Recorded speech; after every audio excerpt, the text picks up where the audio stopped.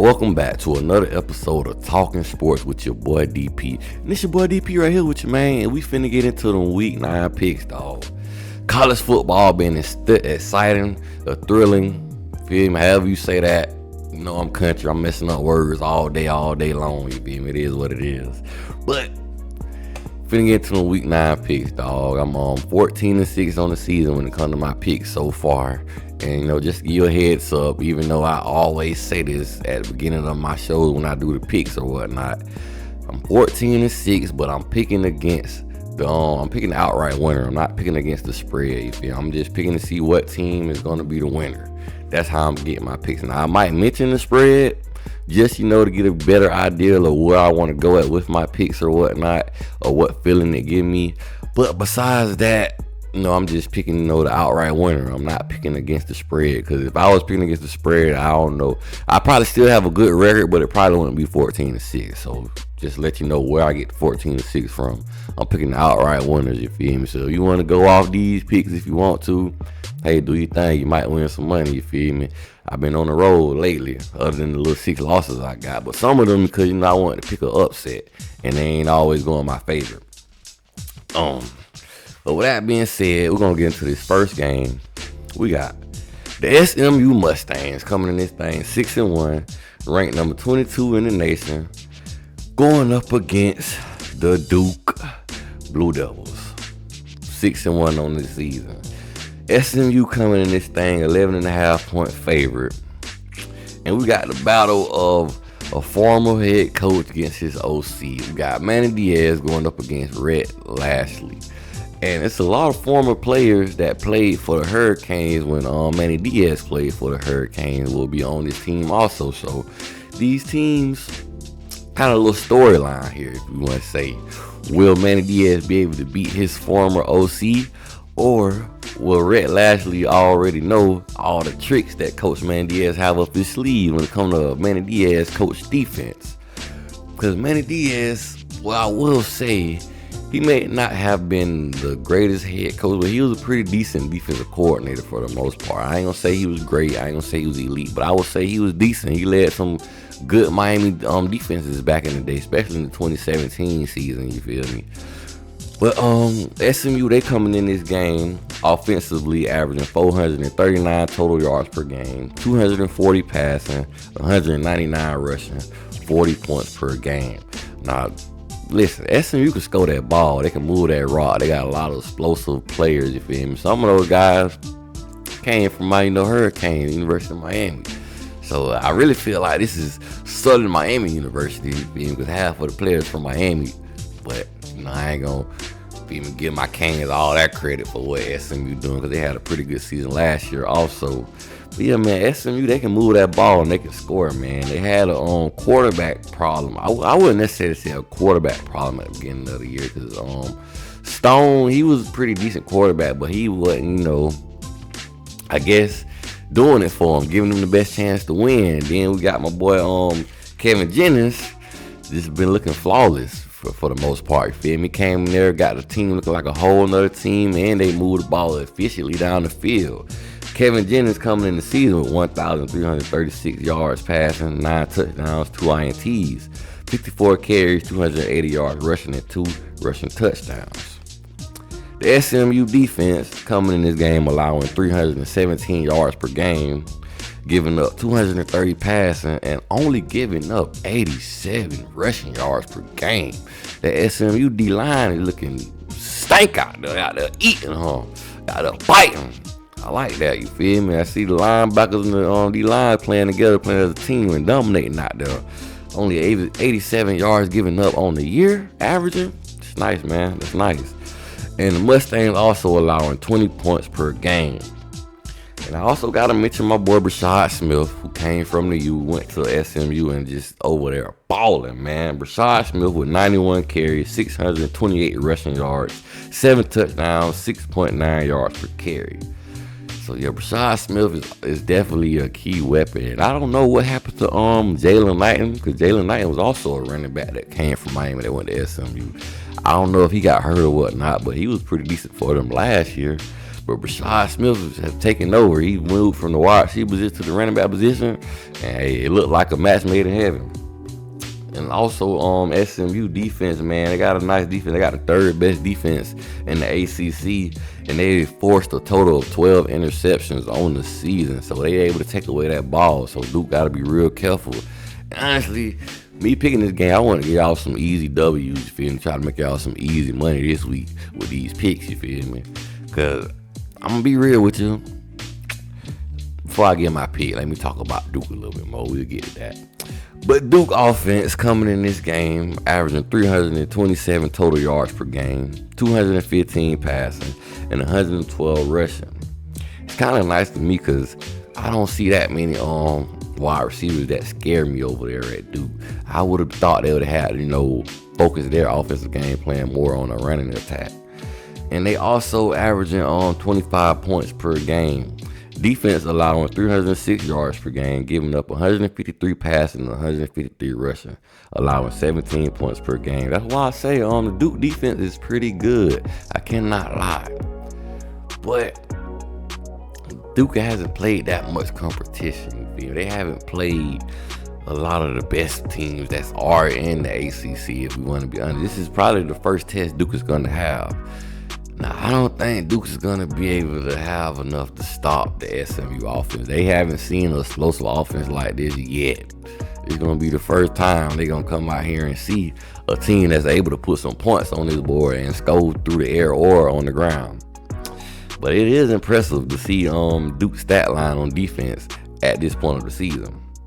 Malik Murphy, 1,501 passing yards, 14 passing touchdowns, and 5 INTs, but been sacked 8 times on the year.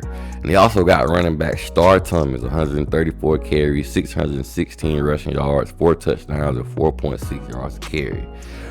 And the Duke defense have got after the quarterback this year, 24 sacks on the year as a team. Now, they got SMU a 11.5-point favorite. And I'm going to be real with you.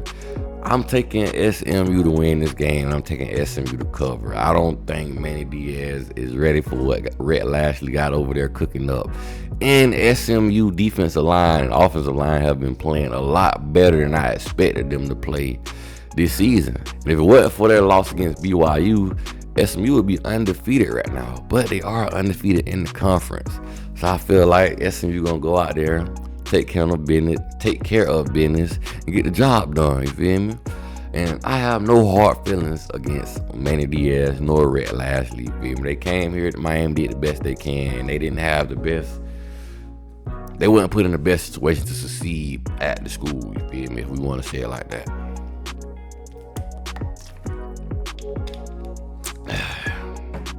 Let's talk about this next game, man. The stars at night are big and bright here in the heart of Texas. Texas coming back, ranked number 5 in the season, ranked number 5 in the nation, put it that way. 6-1 on the year. They're coming back after a loss to Georgia, ugly loss. I'm talking about, just got whooped, 30-15 by Georgia. Coming up against old Vanderbilt. Vanderbilt, the 25th ranked team in the nation, coming in this thing 5-2. My bad, my correction. And Vanderbilt is an 18.5-point underdog in this game. Ooh, I don't know, man. They kind of disrespecting Vanderbilt a little bit. They ain't giving them no kind of respect. Maybe it's because that Georgia State game really got Vanderbilt record looking kind of iffy, and nobody knows what to expect from old Vandy. But you got Texas coming in this game, averaging 461 total yards of offense per game, 295 passing, 166 rushing, 39 points per game. And the Texas defense still stout, still the number 1 defense in the SEC, allowing 237 yards per game, giving up 133 passing and giving up 104 rushing, allowing 9.7 points per game. Quentin Ewers coming in this thing, 1,101 passing yards, 11 passing touchdowns, and 4 INTs. You got that boy Isaiah Bond, 23 receptions, 380 receiving yards, 4 touchdowns, and 16.5 yards per catch. And I also want to mention the freshman Ryan Wingo, the speedster. 16 receptions, 308 receiving yards, 2 touchdowns, and 19.3 yards per catch. Now, this is a get-back game for Texas. But the 18.5 points, I don't know if I want to touch that. That's kind of high. Like, if this was a Vanderbilt team from years past, maybe I would have took that. But this ain't that same Vanderbilt team, dog. These boys hungry. These boys ready to play. And they putting up points against good defenses. I don't seen that before. And they putting up points against some of the upper echelon talent in college football, as in Alabama. So I know Vanderbilt can score that ball. And I know that quarterback can get busy also. So that 18.5 points, I don't know, man. That's a little too high for me. It's very high for me, if we want to be honest. But let's talk about Vanderbilt offense, man. Vanderbilt offense coming in this game averaging 363 total yards per game, 201 passing, 162 rushing. It's kind of nice, man, and 33 points per game. I just told you Vanderbilt they are able to score and they can move that rock, which make them a good team. And they can play good enough defense to get their offense the ball back to make plays, you feel me? Now, mind you, I want to say they beat Kentucky 20-13, but Kentucky really don't have an offense like that, man. And I'm not surprised Vanderbilt beat Kentucky because they was able to come up with a game plan to beat Alabama. And Alabama have a better offense and defense about the same level as Kentucky's on.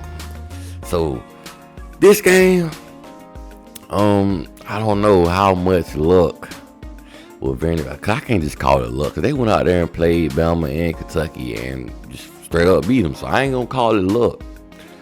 But I don't think Vanderbilt has enough depth to compete in this one. And even though Alabama had more depth than them, but I thought they caught Alabama at the perfect moment. After Alabama just came off of a big win with Georgia, and they were smelling themselves. They felt like they couldn't be touched. They felt like they was unstoppable. So you caught them at the right time. You had Nick Saban saying the easiest place to win, and SEC is Vandy and all that stuff. You basically gave them people motivation, momentum. But I don't think Vanderbilt can handle Texas. Vanderbilt defense allowing 331 total yards of offense, giving up 215 passing yards and giving up 116 rushing, allowing 22 points per game. Diego Pavia, 1,391 passing yards, 11 touchdowns, and 1 INT, taking care of that rock. 118 carries, 470 rushing yards, and 3 rushing touchdowns. Man, Diego Pavia is the truth. And I feel like Texas can contain him. Linebacker Anthony Hill Jr., I know he's going to be ready to play. I know he's going to be ready to make some noise and hit somebody, because that Georgia loss, it was embarrassing for Texas. Let's just be honest. And I think it's been enough seen of Vanderbilt that Texas can be able to game plan for it and scheme for it to the point where it won't hurt them. Now, mind you, Diego Pavia do run this Vanderbilt offense to perfection, you feel me? He has what it takes to be able to, make this game upset. Vandy has what it takes to make this game upset. But I think Texas is a little bit alert and aware right now. But I don't think Texas is going to come out here and blow out Vanderbilt. I don't think they're going to win by 18.5. That's just too high for me. And Cedric Alexander for Vanderbilt running back, 95 carries, 380 yards rushing, and 5 rushing TDs, man. I'm going with Texas to win this game, but I don't think Texas is going to cover. 18.5 is a little too high, and Vanderbilt ain't the same Vanderbilt of yesteryear. You feel me? They're a lot better than they was back in the day. So I'm picking Texas, but I'm picking them not to cover, you feel me? I don't think they're going to cover the spread. I think Vanderbilt going to be able to keep it close, man. And with that being said, on to the next. On to the next, baby. Illinois Fighting the island. I don't know how to say it. If you even know I'm country, I'm gonna keep saying that. But the University of Illinois coming in this game ranked number 20 on the season, 6-1 versus Oregon Ducks, number 1 in the nation, 7-0. They got Oregon a 22-point favorite. You feel me in this game? Now this is another one. I think the point spread might be a little too high. I don't feel like they're giving Illinois as much credit as I think they deserve. I feel like they deserve a little bit more credit. But Illinois' offense coming in this game averaging 365 total yards of offense, 219 passing, 146 rushing, and 29 points per game. Defense allowing 344 yards per game, giving up 198 passing, and also giving up 145 rushing, allowing 18 points per game. Luke Altmaier, 1,506 passing yards on the season, 15 touchdowns and 1 INT. Luke handling, taking care of that football. Just like I was talking about my boy Diego Pavia, Luke Altmaier is taking care of that football. He's not trying to put it in harm's way much. Oregon gonna have to create some turnovers in this game, just to get some more possessions if they want to be able to cover this spread. Because I feel like 22 points is a lot of points for these guys to score. And Luke Altmaier also got 59 carries, 138 rushing yards, and 2 rushing TDs on the year. And we also got one of his top targets, Pat Bryant, wide receiver, 31 receptions, 484 receiving yards, 7 touchdowns, and 15.6 yards per catch. And mind you, this boy Pat Bryant, he's from Jacksonville, Florida. Another good player that the state of Florida let get away. I don't know who calling me. It's always my lady. She must be knowing when I be on here, feel me, doing my recording, doing my thing. Feel me? I guess it's just Daryl senses was tingling.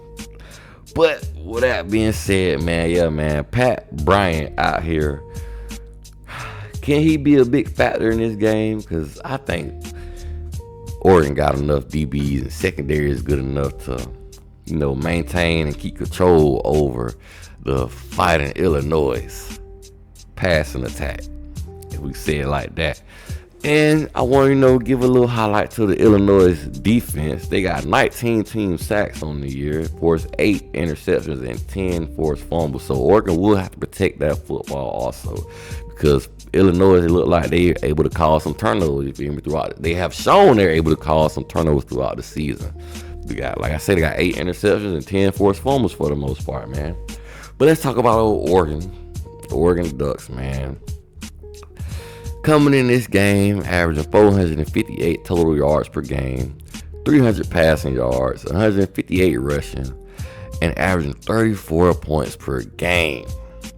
Oregon defense allowing 297 yards per game, giving up 175 passing, and also giving up 122 rushing, allowing 16 points per game. Excuse me. Dylan Gabriel. Listen. I ain't finna go against Dylan Gabriel in a game like this. Maybe Oregon might have a slip up, but I highly doubt it, man. Dylan Gabriel is like that, man. 2,080 yards on the season, 15 touchdowns, 4 INTs, 33 carries, 92 yards, and 4 rushing touchdowns. And then you got your running back, Jordan James, coming in here. 121 carries, 717 rushing yards, 8 touchdowns, and 5.9 yards a catch. And I'm going to just bring up, Evan Stewart and Ted Johnson, because those guys have been making plays all season too. The Oregon offense, let's just be honest, it's going to be too much for Illinois to handle. Like, I ain't gonna say that Oregon's gonna score the 22 points like that. I don't think they're gonna cover, but I think the offense is just gonna be too much to the point where they can, win by 2 touchdowns or maybe 10 points or so like that. Because I'm giving Illinois defense a little bit more respect than, the spread is giving the defense. I think they're gonna be able to play a little bit more defense. They 6-1 for a reason, You got to be able to play some kind of defense to be 6-1, unless you just got a high-powered, explosive offense like Miami. But mind you, even though I mentioned the 2 wide receivers, I really think Jordan James is going to get busy this game. I think this is a big game for him, man. Illinois' defense is allowing 145 rushing yards, and their defensive tackles are not all that good. You feel me? The middle of Illinois' defense is kind of suspect. So I feel like Jordan James is going to have a big day. He's going to run this ball all over Illinois and give them a chance to win by at least like 14 points. I'm going to pick Oregon to win, but I don't think Oregon covers. I'm going to give Illinois' defense a little bit more respect than that. And we're going to talk about this last game.